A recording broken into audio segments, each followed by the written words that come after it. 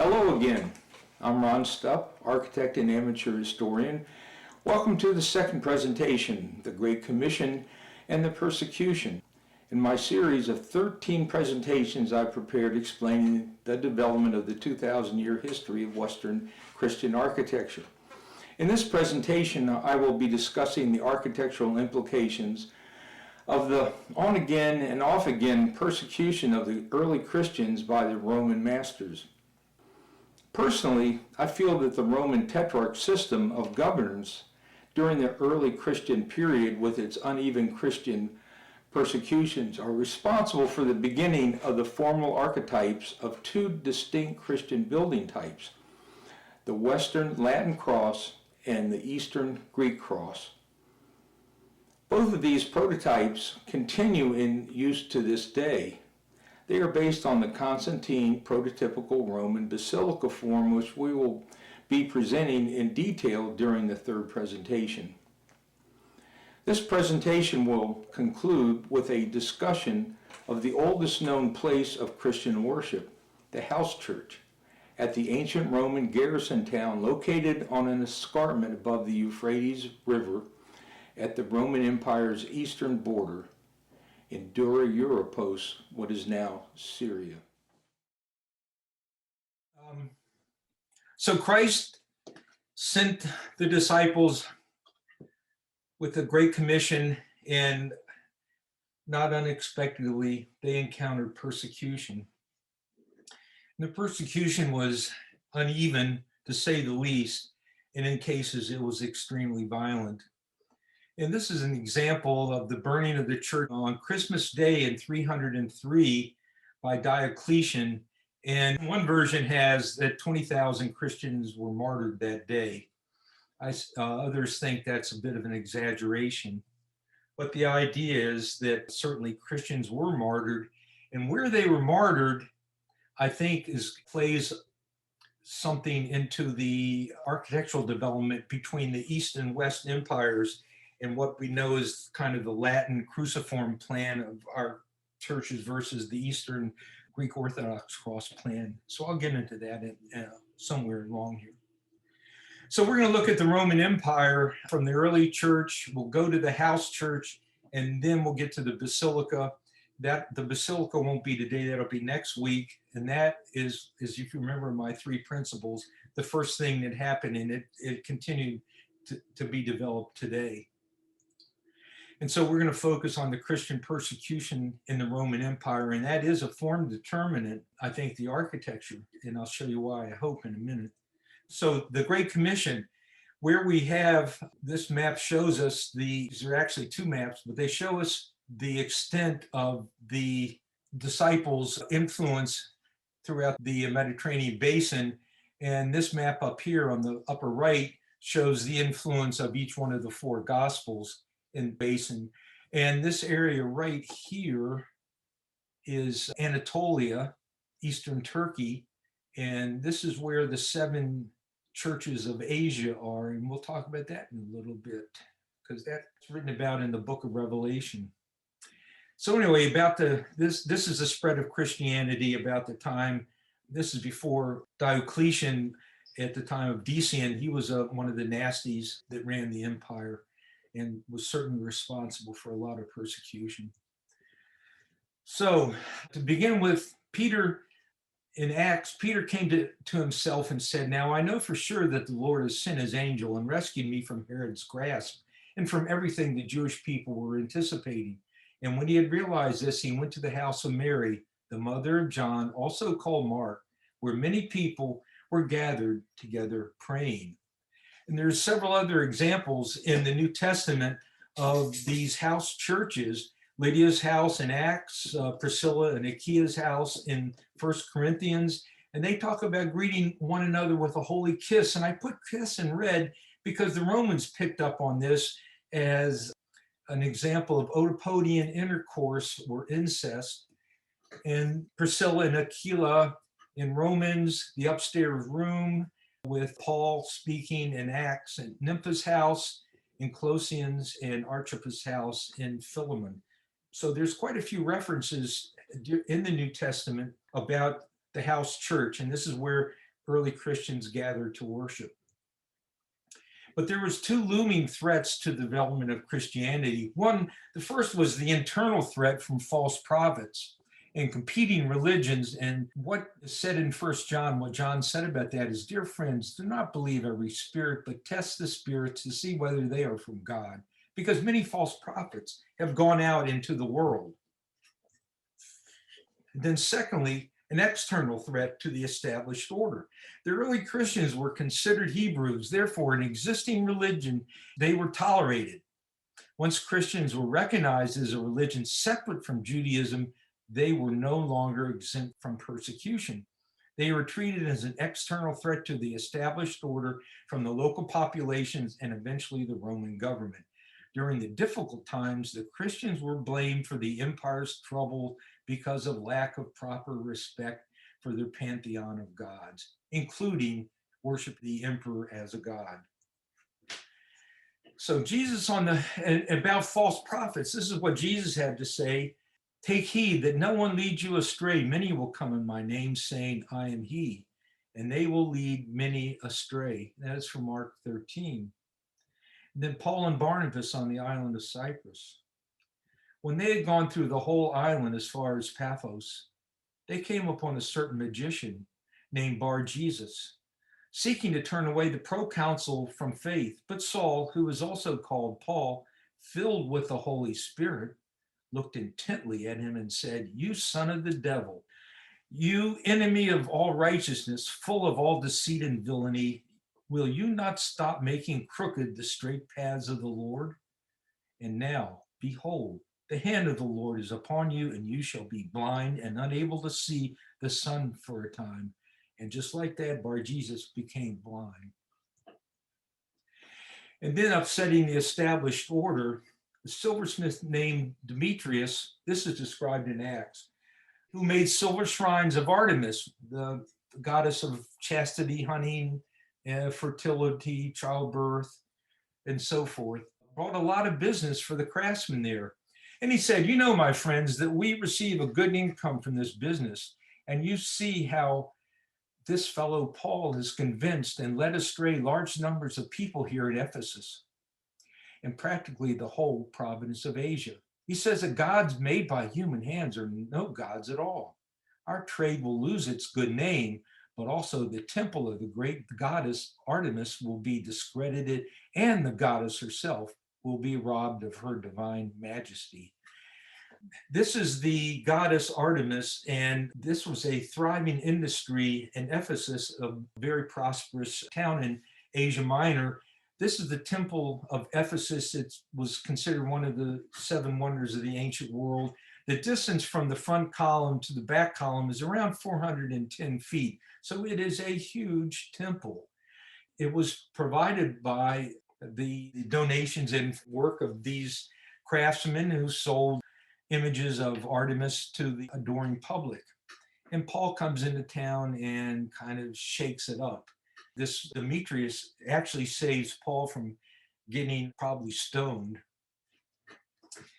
He goes on. And as they say, the rest is history. So in the book of Revelation, there's 7 churches. And I've always wondered, well, what happened to these churches before the little house church that we're going to look at in a bit? Because that dates from about 232. And was there any other churches there? And we certainly know from John, book of Revelation, that there were the 7 churches of Asia: Pergamum, Thyatira, Sardis, Philadelphia, Laodicea, Ephesus, and Smyrna, and the temple of Artemis in Ephesus, and Lydia's house is in Thyatira. That was one of the houses of worship mentioned in Acts. And then over here in Patmos was where John wrote the book of Revelation, where he was exiled. The stained glass is from the York Minster, showing the 7 churches of Asia. And so in the book of Revelations, these are the 7 churches, and John addresses each one of these churches, kind of admonishing them, for Ephesus, you have abandoned the love you had at first. And I'm just going down, I'm not going to read all this, but it starts in Revelation chapter 2, verse 4, and finishes up in Revelation 3:17. And this is a sculpture of John on Patmos with an angel. And I question whether, is that really the Holy Spirit, or is it an angel, or are they one and the same, writing the book of Revelation? And after each one of these 7 admonitions, John ends with, let anyone who has an ear listen to what the Spirit is saying to the churches. Good advice today. And then I will read this, because where are those 7 churches of Asia? You know, they would certainly be worth studying. And what happened to them? What this historian Faith Simic writes in a guide to the 7 churches is, as there has been little excavation in some of these cities, not much is known about the material culture of their early Christian phases. At those sites where excavations have received traces of many church buildings, none is older than mid-4th century, probably dating from the reign of the Byzantine Emperor Constantius, son of Constantine the Great. But even if these were churches built before this time, they must have been destroyed during the persecutions of Diocletian, which began in 303. In any case, there is little chance of encountering church buildings of the early period, as the Christians are thought to have met and prayed in large houses, grottos, or outdoors. And so why? Why did they do that? In general, without agitation from the public, the Roman government had little motivation to persecute Christians. Christian persecutions were generally a local on-again and off-again affair, depending on what the local population wanted or the local government officials thought about it at the time. But to the pagan public, religion was a public event practiced in front of the temples, as I stated earlier today.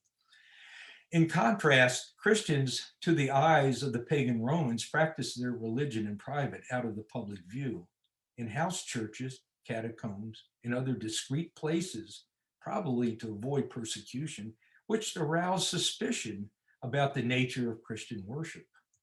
What were they doing in these hidden places?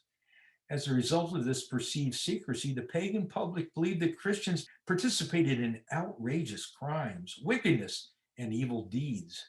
Specifically, feasting and banquets, or cannibalism, meaning eating the body and drinking the blood of Christ, and Oedipodian intercourse, or incest, referring to each other as brothers and sisters. So these were bad, wicked, outrageous, evil people. The pagan population felt that Christians disrespected what their fathers had believed to be true or had revered as sacred in their pantheon of gods. As a result, over the sustained period of time, the results of these local on-again, off-again persecutions led to difficulty in establishing a public presence in the form of a significant physical structure of Christian congregational worship.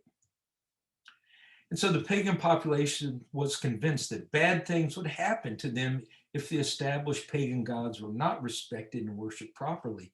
The Christians refused to worship these gods of the established religion or worship the emperor as a god. And on the left, well, this is a bust of the Emperor Nero. And then on the left is a list of the persecuting emperors, starting with Claudius. And of course, one of the worst is Nero. And then in blue, you'll see that they did have a 20-year lull after Marcus Aurelius. And then after Valerian, they had a 40-year lull. And then Diocletian came into power. And we're talking about him in a little bit. He's a pretty nasty guy. And then his follower Galerius kind of took over and the persecution almost ended. And I'll get to the almost part because it didn't quite end with Constantine.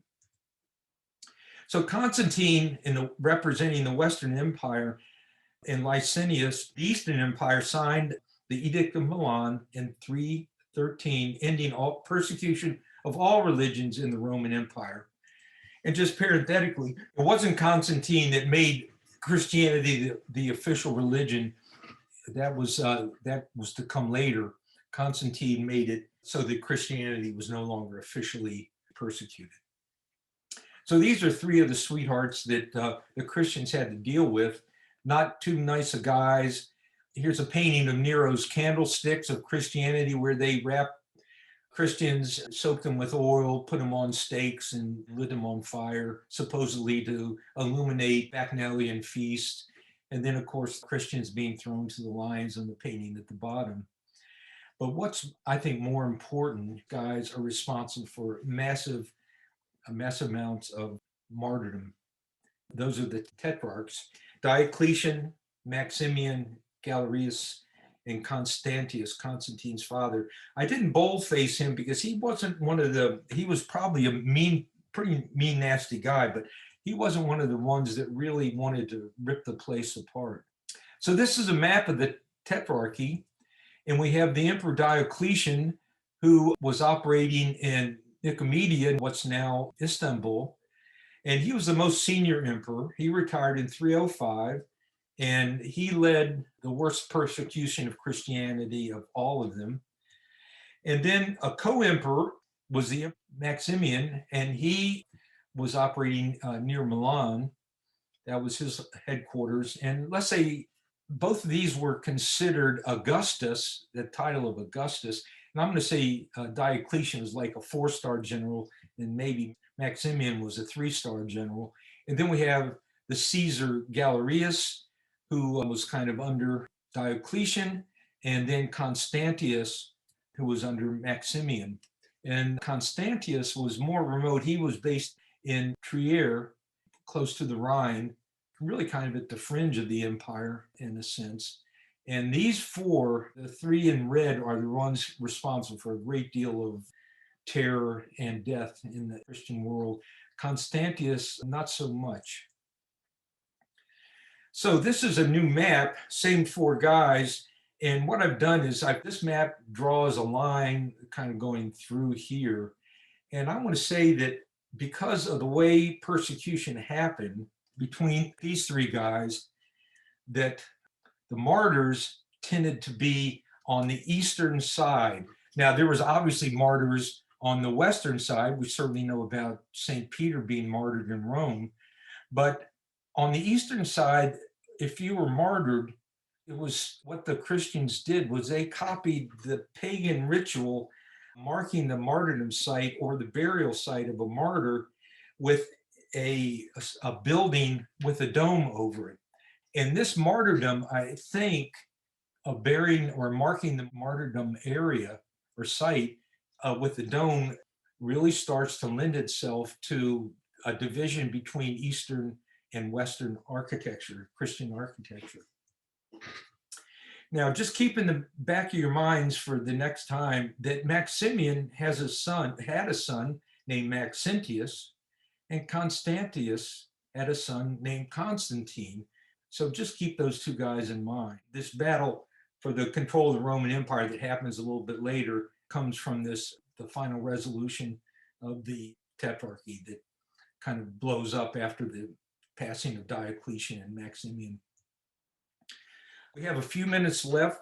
I want to try to get to the house church. This is the oldest existing place of Christian worship. It's on the eastern border of what's presently Syria on the banks of the Euphrates River. You can see in that sign in the lower left that there's not a lot of restaurants and plush hotels to stay if you want to go visit it.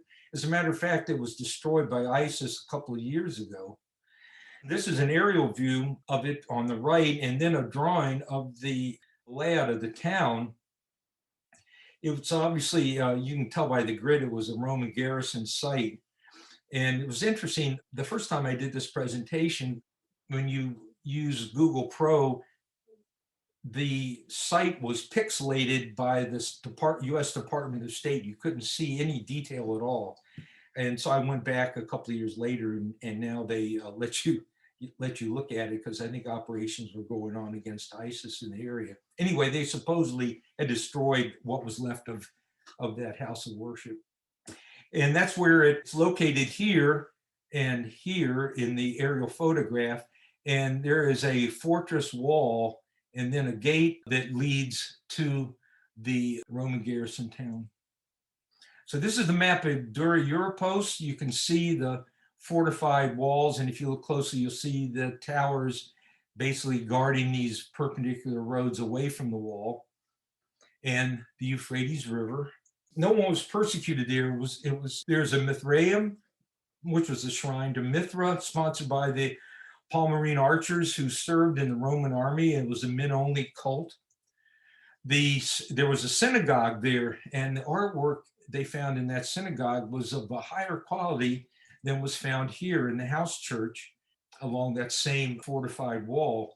This is what, this right here, the excavated view before ISIS destroyed it, is what was found in when it was excavated between 1930 and 35.